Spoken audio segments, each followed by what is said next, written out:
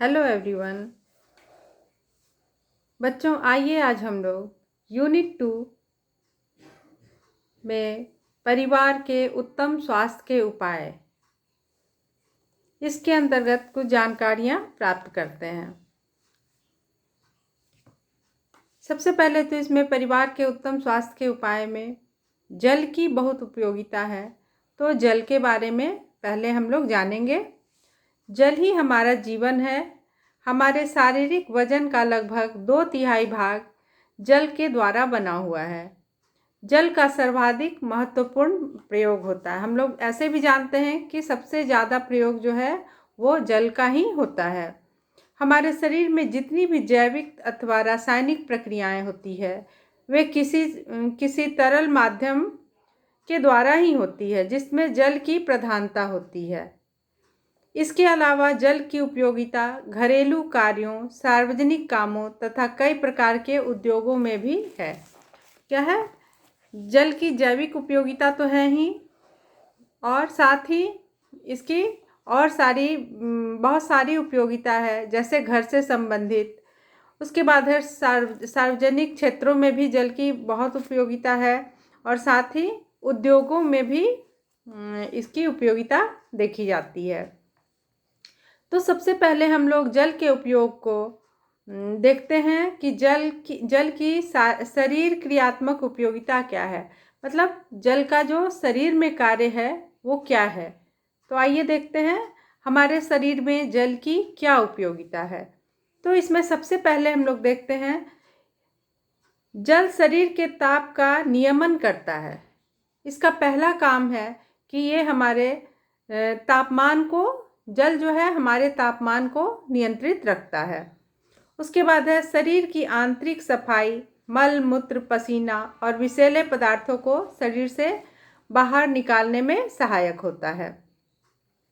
Next है यह शरीर के निर्माण में सहायक होता है। यह रक्त कोशिकाओं और अस्थियों आदि में भी पाया जाता है। क्या है? रक्त कोशिका और हड्डियों में भी पाया जाता है। रक्त में मिलकर यह रक्त को पतला बनाता है और इसी कारण से रक्त जो है पूरे शरीर में आसानी से संचारित हो जाता है। फिर है यह भोजन के पाचन में सहायक होता है और पाचक रस बनाने में भी सहायक होता है। क्या है? खाने के बाद भी जल की उपयोगिता है। हम लोग भोजन के बाद जल अवश्य लेते हैं, तो ये भोजन को पचाने में भी सहायक होता है। फिर है शरीर के अंगों की चोट, झटकों और रगड़ से भी रक्षा करता है। किसी भी प्रकार के अगर रगड़ या चोट शरीर में आ जाते हैं तो उसको बहुत जल्दी ठीक करने में, उसे भरने में यह बहुत ही सहायक होता है। उसके बाद हम लोग देखते हैं जल की घरेलू उपयोगिता। जल की घरेलू उपयोगिता कौन कौन सी है? मतलब कि घर के स्तर से इसकी क्या उपयोगिता है। तो आइए देखते हैं कुछ बिंदुओं में इसे। जैसे पहला है व्यक्तिगत स्वच्छता, जैसे स्नान आदि के लिए हम जल का उपयोग करते हैं। फिर है खाना बनाने, बर्तन साफ करने, पीने, वस्त्र धोने तथा घरेलू सफाई आदि करने में भी जल की बहुत ही उपयोगिता है। फिर है घरेलू जानवरों और घरेलू बागवानी के काम में भी यह आता है। अगर हम किसी तरह के जानवर को घर में पालते हैं तो उसे भी जल की आवश्यकता होती है। उसकी भी स्वच्छता के लिए, साफ सफाई के लिए जल आवश्यक है। साथ ही अगर हम फूल पौधे लगाते हैं या किसी तरह की छोटी सी गार्डनिंग करते हैं, किचन गार्डन बनाते हैं, तो उसमें भी जल की काफ़ी उपयोगिता होती है। तो इस तरह से हम लोगों ने देखा कि शरीर में जल के क्या कार्य हैं और घरेलू स्तर पर जल की क्या उपयोगिता है। अगला हम लोग देखते हैं, नेक्स्ट पॉइंट है जल की सार्वजनिक उपयोगिता। जल की सार्वजनिक उपयोगिता में देखते हैं सभी जगह जल की आवश्यकता होती है, जैसे शहरी सफाई, सड़कों नालियों की धुलाई आदि के लिए भी यह प्रयोग किया जाता है। फिर है सार्वजनिक शौचालयों की सफाई में भी इसकी उपयोगिता है। पार्कों, उद्यानों और फव्वारों के लिए भी जल की आवश्यकता होती है, और साथ ही आग बुझाने में भी जल बहुत ही आवश्यक है। फिर हम लोग देखते हैं नेक्स्ट है जल की औद्योगिक उपयोगिता। औद्योगिक क्षेत्र में जल की क्या उपयोगिता है, इसके बारे में हम लोग जानेंगे। जैसे बिजली उत्पादन, खेतों की सिंचाई, कलों और कल कारखानों में जल काम में लाया जाता है। मतलब जितनी भी फैक्ट्रियां हैं उसमें भी जल की बहुत ही उपयोगिता है। मतलब छोटे शब्दों में कहा जा सकता है कि जल हमारे लिए इतना उपयोगी है और हमारे शरीर में इसका इतना अधिक संबंध होने से यह आवश्यक हो जाता है कि जो जल प्रयोग में लाया जाए वह अति स्वच्छ और शुद्ध हो, अन्यथा हमारे शारीरिक स्वास्थ्य को यह हानि पहुंचा सकता है। शुद्ध जल जो प्रयोग में लाया जाए उसमें निम्नलिखित गुणों का होना आवश्यक है। मतलब मिला जुला कर ये कहा जा सकता है कि जिस भी तरह के जल का हम लोग उपयोग करते हैं वो काफ़ी स्वच्छ हो, चाहे वो पीने के लिए हो या घरेलू स्तर पे हो या सार्वजनिक स्तर पे हो, औद्योगिक क्षेत्र के लिए हो, फिर भी जल की स्वच्छता बहुत ज़रूरी है। तो आइए हम लोग देखते हैं शुद्ध जल में कौन कौन से गुण होते हैं। तो शुद्ध जल की गुणवत्ता देखें। शुद्ध जल वह है जो मिलावट से मुक्त होता है और मनुष्य द्वारा प्रयोग करने के लिए सुरक्षित होता है। शुद्ध जल में किसी प्रकार की कोई मिलावट नहीं होती है। यह उपयुक्तता रासायनिक तथा जीवाणु संबंधी परीक्षणों द्वारा की जाती है। शुद्ध जल में निम्नलिखित बातों का होना बहुत आवश्यक है। किन किन बातों का होना आवश्यक है आइए देखें। सबसे पहले तो यह रंगहीन, गंधहीन तथा अच्छे स्वाद का होना चाहिए।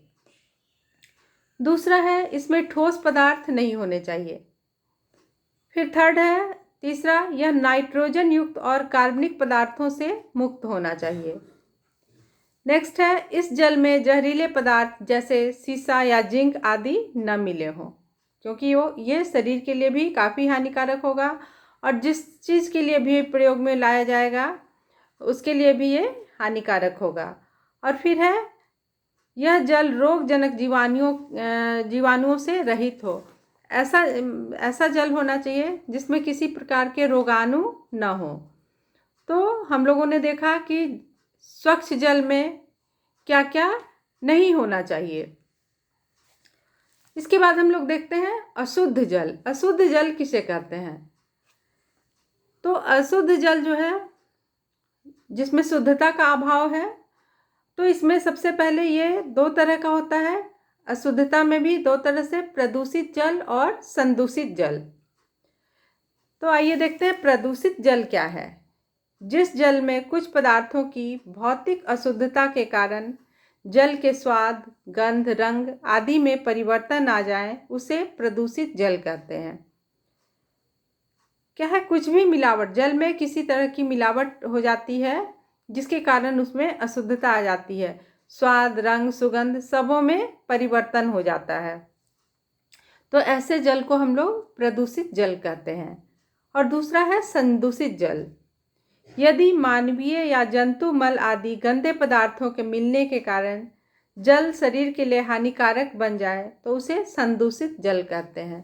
इसका एक बहुत ही छोटा सा उदाहरण है कि अगर हम लोग कई बार देखे होंगे नदी, तालाब, झरने आदि में अगर कोई पशु मर जाता है या मृत पशुओं को फेंक दिया जाता है या उसके आसपास नदी में पशुओं को नहलाना, उसके मलमूत्र से नदियों के जल भी संदूषित हो जाते हैं। तो इन सभी प्रकार के स्वच्छता पर बहुत ज़्यादा ध्यान रखना है। तो हम लोगों ने देखा जल की उपयोगिता। इसमें क्या क्या सबसे पहले तो परिवार के उत्तम स्वास्थ्य के उपाय में जल की उपयोगिता के बारे में हम लोगों ने जाना। तो इसमें जल के शारीरिक कार्य, घरेलू स्तर पर जल की उपयोगिता, सार्वजनिक स्तर पर जल की उपयोगिता, औद्योगिक क्षेत्रों में जल की उपयोगिता तथा शुद्ध जल के गुण। और अंत में हम लोगों ने देखा अशुद्ध जल जो कि दो प्रकार के हैं, प्रदूषित जल और संदूषित जल। तो बच्चों आज के लिए इतना ही। अगले वीडियो में हम लोग जल में अशुद्धता के स्रोत इसके बारे में जानकारियाँ प्राप्त करेंगे। Thank you.